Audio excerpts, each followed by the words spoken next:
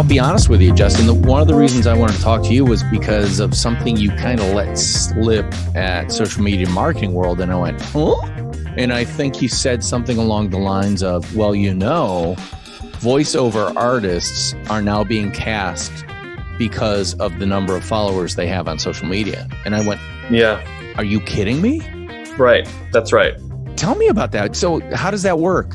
Well, I'm not here to make a declaration about that per se, but I have heard that, we all know that image and marketing is everything when it comes to how many eyes are on something. So if you look at it from a network's perspective, if you look at HBO or ABC, any of the networks, or even cartoons, Nickelodeon, Cartoon Network, all of these shows, they have discovered, just like we have, that social media is the way to reach people. So if you have an audition from actor A and you have an audition from actor B, they're both pretty good. But if you want to cast somebody and actor A has 3 million followers and actor B has 100 followers, the producers may go for option A because they have a better chance of getting their show out there and recognized. Wow. That blows my mind, but it makes total sense. And right. Before we go any further, I just want to introduce you to the podcast listeners. I'm talking with Justin Baker, the owner of Fuzz Social. Yeah. What is Fuzz Social about? Yeah, well, it's funny. The fuzz thing came from, it's a nickname I got in college because of my facial hair, my beard, as you can relate with, right? Right. So whenever I started a photography business, that was kind of like one of my first businesses in college. And I chose the name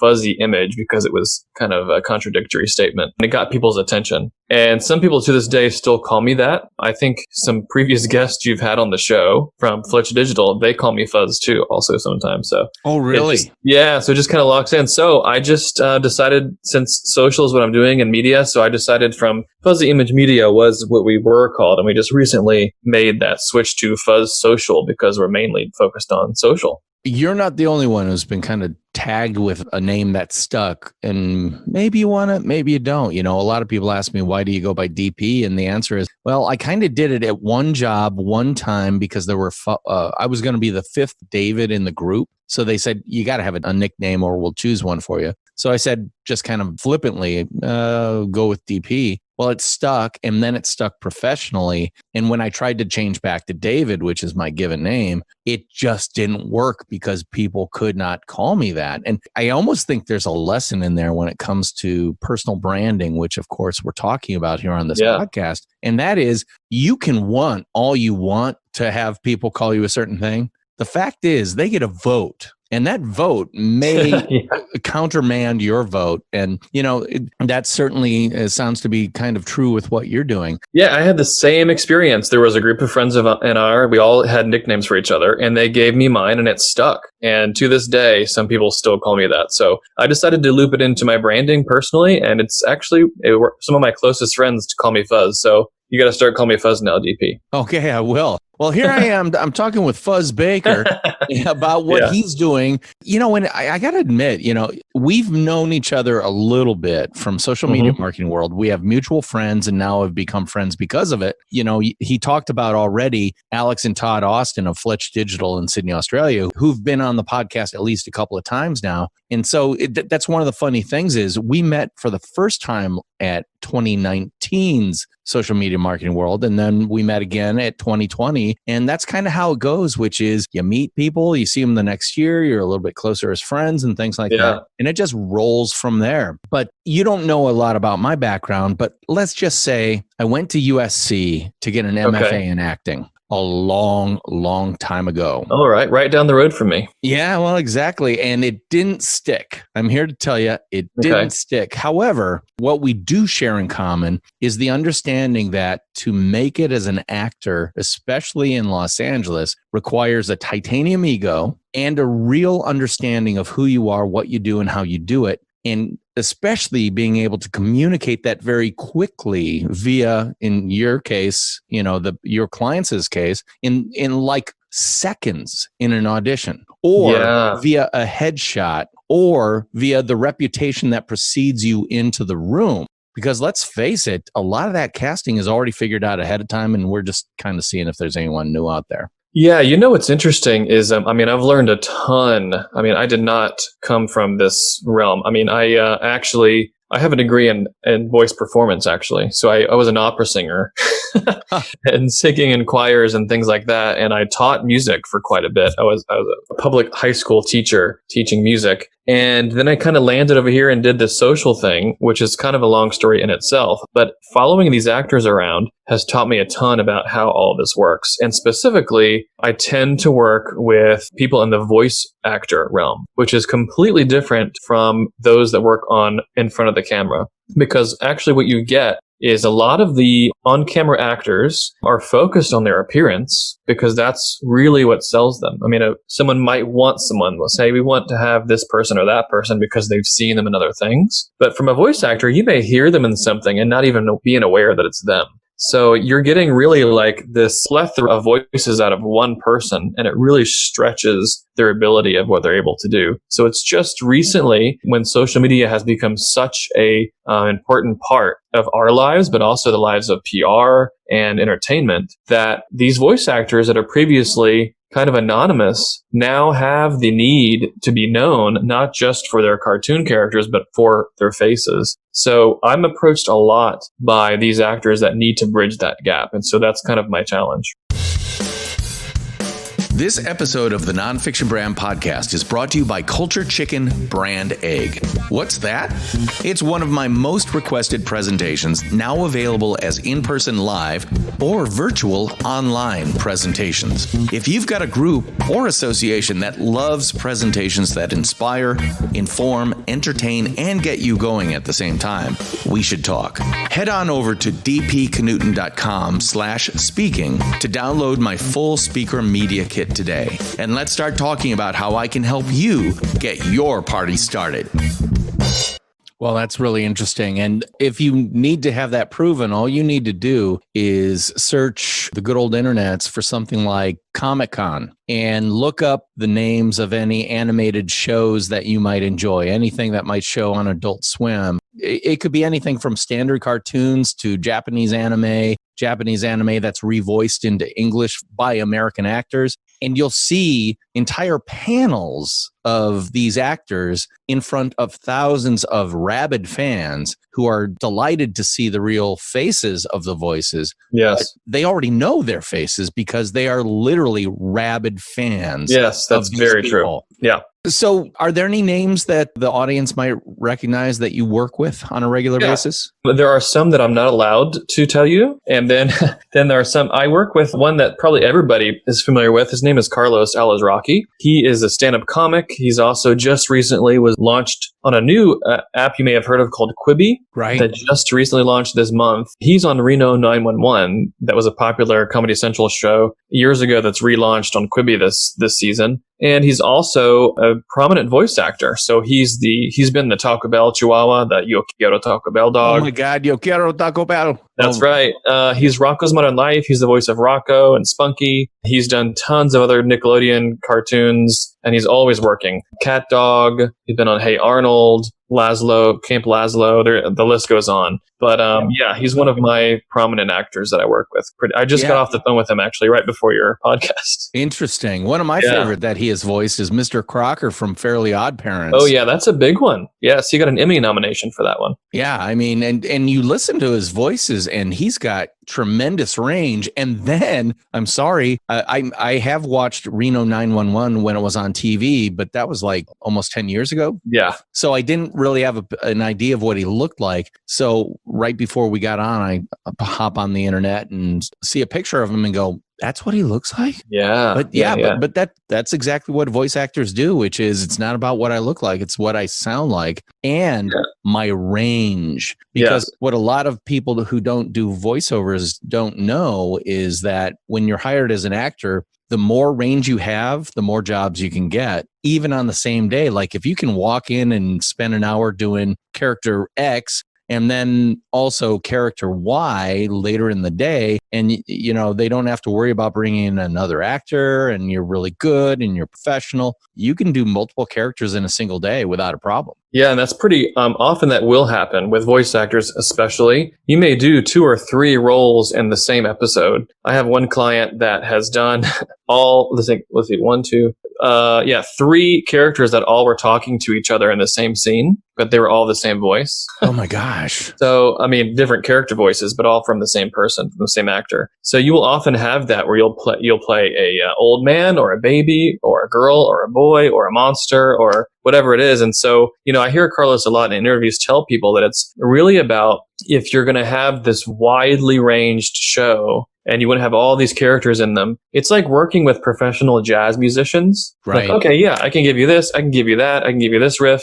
and you can get it done in a quick amount of time. I mean, I come from the film world. I've done a lot of film and television work and production, and you probably are aware of movies and television days can often be 10 to 12 hours or longer for a work day. But a voice actor session can be an hour to 3 hours. And they just get it in there, get those little lines in, and they're done. So they need something that's quick and go through the day so that it can get the animation going. So it's a little bit of a different workload that way. Yeah. And it definitely keeps you on your toes, because you got to come in there and you've got to be able to sound like your character sounds all the time, regardless of the weather, regardless of the humidity in the room, all those things. So it can be very difficult. So when you work with people, voice actors like that, what types of stuff are you doing for them socially via social media that allows them to project their brands in a way that can not only potentially get them gigs, but really attract fans and keep fans' attention? Yeah, it's an interesting, first of all, I'll say the question I get the most, and probably what people are wondering the most, is if you're interacting with these public figures and actors on the social media channels, is it really them? And the answer to that is absolutely it is. They're aware of everything that happens on there. And part of my job is just to manage the traffic that comes in and out of those platforms. So if you think about an actor's day, besides the fact that Carlos has a family, he's got two daughters and a wife, and he's taking one to soccer practice and karate practice. So besides the actual life that they're living, they're also doing hundreds of auditions. Then they're going and recording shows, being on set, getting things done, going to bed, getting up, doing it again. So as you and I both know, managing and checking a social media account can be daunting in addition to that. So part of what my job is for these actors is just to help be another hand to keep an eye on everything that's going on. So with these comments that are coming in, or DMs, or even what is our strategy going forward to tell the world what we want to tell them, what our voice is, and also what kind of things we want to put out there for our fan base. So it's very much a strategy that the actor and I will meet together with about, and then I help carry out that plan for them. So in the very beginning, I'll have a conversation with them and see what their goals are, what they'd like, and everybody's different.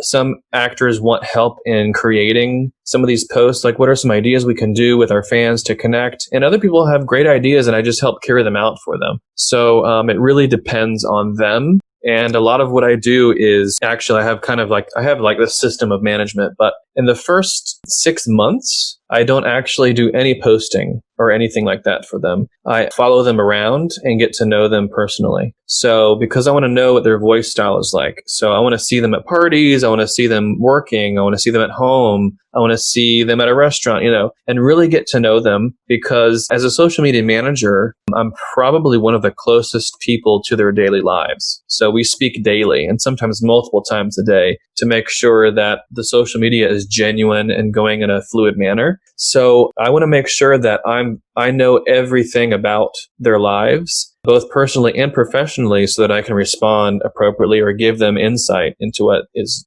appropriate. So it takes a while, especially with an actor that I'm not familiar with, so I can get to know their roles, get to know what kind of shows they've been in, and so I can recognize and flag certain things that may come through. So you really dive deep into the core of what I would describe as the personal brand of these people, absolutely. So that you fully understand who the person is, but you also understand what their personal brand is when it comes to who they are, what they do, and how they do it. Right. Okay, from your perspective, because if I get this correct, or if I have this correctly, you're part of their team, keeping your eye on their social media radar. Yeah. If something starts blowing up and they happen to be taking their kid to soccer practice and their eyes might be on the field rather than on their phone, you might be pinging them right away saying, hey, this thing's blowing up. Yes. Tell me what to say. Would you be the one answering questions, or would you be saying, hey,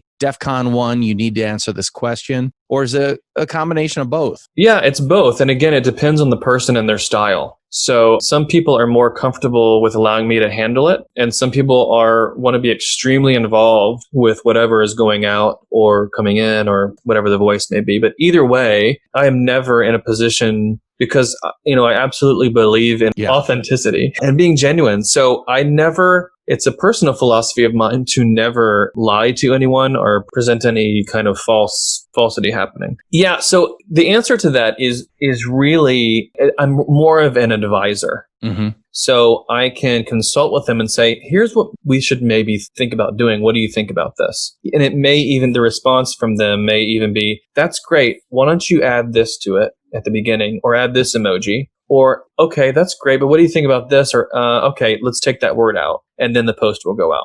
Or will you just reply to this person and say this? Or maybe just, I'm not sure, just come up with something and send it to me and see what you think. So it's a combination of all those.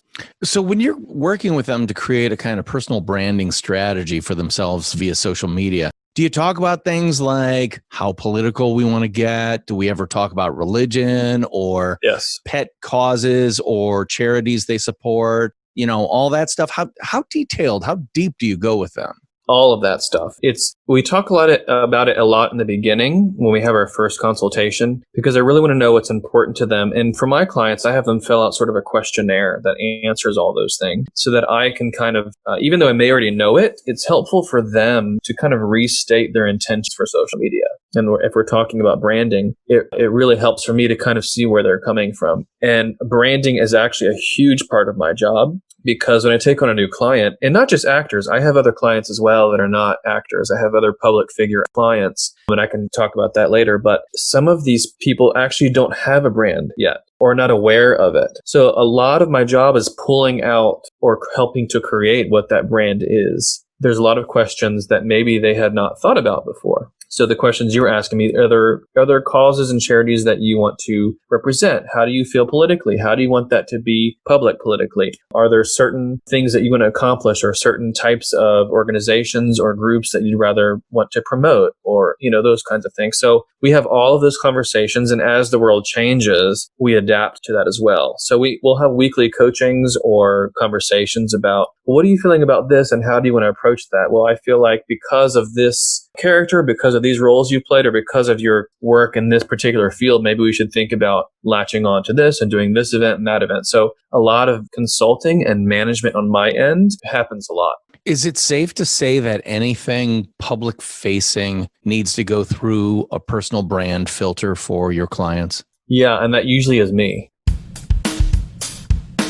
Hey, nonfiction branders, did you know I wrote a book? Well, I did, and it's called Rotoma, the ROI of Social Media Top of Mind. I wrote it with my colleague Spencer X. Smith, and it's all about Rotoma, an acronym that means Return on Top of Mind Awareness. Best-selling author and NYU Stern School of Business professor Scott Galloway called it a book that starches the fluff from social media and helps managers allocate capital and find the unicorn among unicorns, ROI. And Chief Content Officer at Marketing Profs, Ann Handley said, this isn't just a practical way to think about the return on social media, it's also a spot-on, accurate way to reframe your social efforts. Check out all the 5-star reviews on Amazon by searching Rotoma, R-O-T-O-M-A.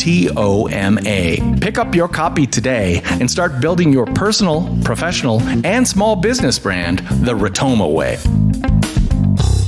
So you really need to be absolutely simpatico with your clients on who they are, what they do, and how they do it. Yeah, because, I think probably you can agree that sometimes, because I used to develop websites and I don't do it personally anymore. I have a team that does it. But I often would tell people, I'm great at making websites, but don't look at mine because it's the worst. It's terrible. So we need people to help see things that we can't see ourselves. So that's why we have a barber that cuts our own hair. That's why we have an optometrist. That's why we have stylists. And that's why these public figures have teams of people, because it's often difficult to kind of create your own voice without an outside perspective. So a lot of my job is to see what they have on the table, put it all out there, and then kind of say, here's what I'm seeing from my perspective, and here's the big picture. Here's our roadmap to get from where we are and where we want to be in this way. And so once we have that agreement, and often I create an 8-page branding portfolio so that we can always refer back to that to see how we're accomplishing those goals. And we often revisit it to see, do we want to change that? Or if a question comes up, I'll just say, okay, but remember, this is our goal. This is where we want to be going. It's all about brand. And in this specific case, I mean, it literally is about a personal brand because these are actual people. The name is the brand. So Carlos Elizraki is his brand. So it's a little bit different than like a business name because you have,